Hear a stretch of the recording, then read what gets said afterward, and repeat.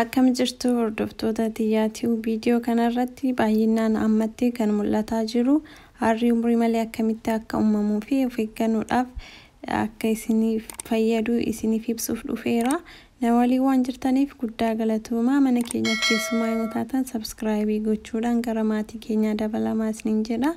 Harri yeroo isaa eeggatee dhufu bareedinaadha.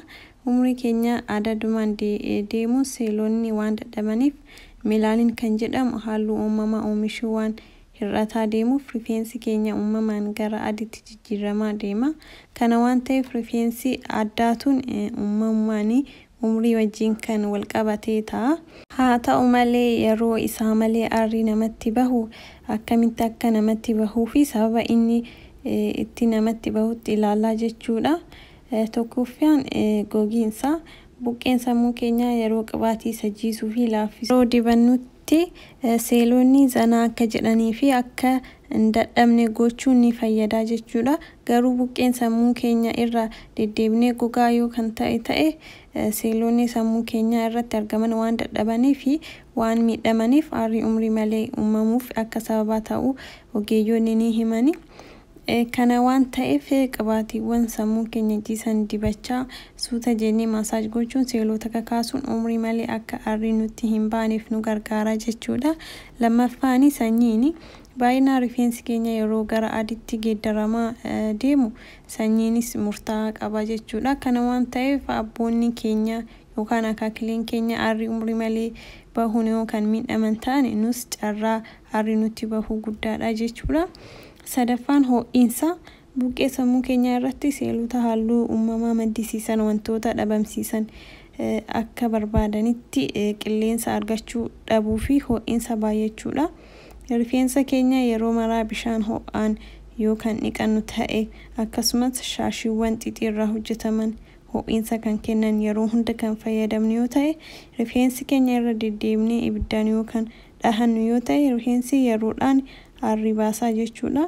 Kana waan ta'eef rifeensa keenya bishaan qorraan osoo dhiqachuu barannee wanti xixiqqaa hojjetaman osoo fayyadamuu baannee kan biraammoo rifeensa keenya yeroo hundaa osoo ibiddaan dhahachuu hir'isne tamaadha. Afraffaan immoo garmalee cinqamuudha. Baay'inaan namoonni cinqiin hubaman harri umrii malee bahuuf kan saaxilamanidha. Cinqiin seelota waan dadhabsiisu wajjin wal qabate seelota halluu uumamaa maddisiisan waan miidhuuf halluu oomishuu isaanii waan dadhabsiisuuf umrii malee harri ni uumama. Beekaa yoo dhiifne malee baay'inaan jireenya keessatti wantoota nama hin gammachiifnetu jira. Kana waan ta'eef wantoota ni cunquu fi dhiisuu yaaduudha. Kanaafuu sammuu keenya zanaa gochuu qabna. Cinqamnee fi somaata akka bu'aa hin qabnu jechuudha. Wajjumaan cinqamu malee homaa wanti jijjiirre hin jiru. Kanaafuu cinqii irraa bilisa gochuun fayyaa keenyaafis bareedaadha. Shanaffaan parmii fi qalameedha. Bareedinaa fi rifeensa keenya bareechuuf qalamii fi parmiin ni dibna.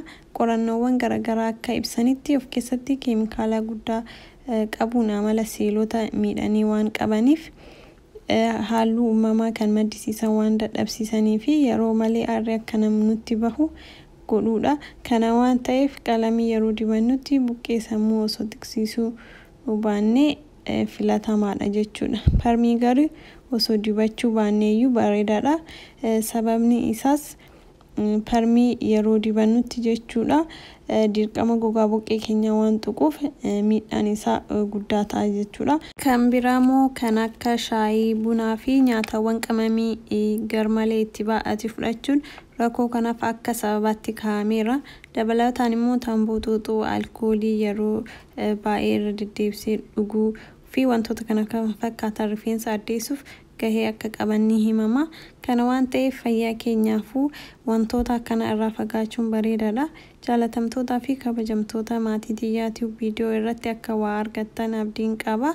Yoo jaalattan laayikii fi sheer gochuudhaan namoota biraallee akka qaqqabu godha. Yaadaa fi gaaffii yoo qabaattan gara koomentii jalaatiin naaf barreessaa. Hanga viidiyoo biraatti walitti deemnutti nagaan naaf tura.